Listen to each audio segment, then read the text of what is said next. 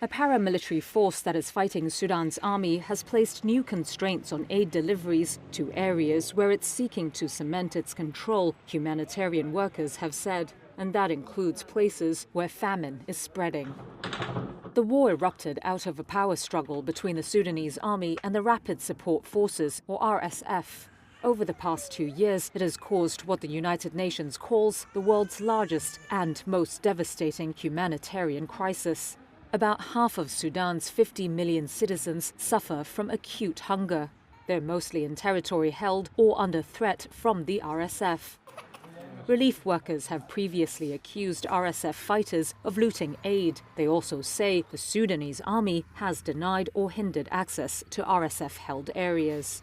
Now the situation could be getting worse. Aid workers told Reuters the RSF has begun demanding higher fees and oversight of operational processes like the hiring of local staff and security since late last year. These moves have not been previously reported. In directives issued in December and seen by Reuters, aid groups were required to register with the Sudan Agency for Relief and Humanitarian Operations, which administers aid for the RSF. The aid workers, who requested anonymity, said failure to register leads to arbitrary delays and travel permits being rejected. But compliance could also lead to expulsion by the army and authorities aligned to it, the workers said. The war in Sudan is a war on people. MSF, also known as Doctors Without Borders, told the UN Security Council earlier this month that the demands leave humanitarian groups with an impossible choice, while life-saving aid hangs in the balance. They are actively compounding their suffering. Both warring parties deny impeding aid.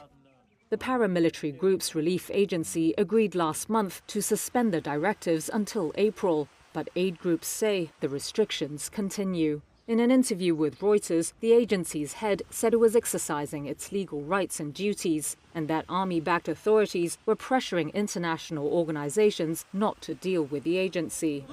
It comes as the RSF tries to form a parallel government in western Sudan, while it's rapidly losing ground in the capital, Khartoum, where the army was seen taking back control of the presidential palace this week.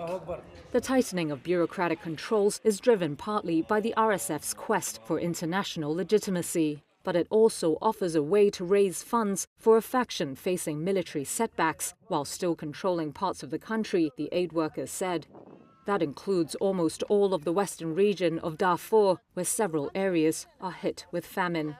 There, the fear is that hundreds of thousands of people, many of them displaced previously in the conflict, are now at a greater risk of starvation.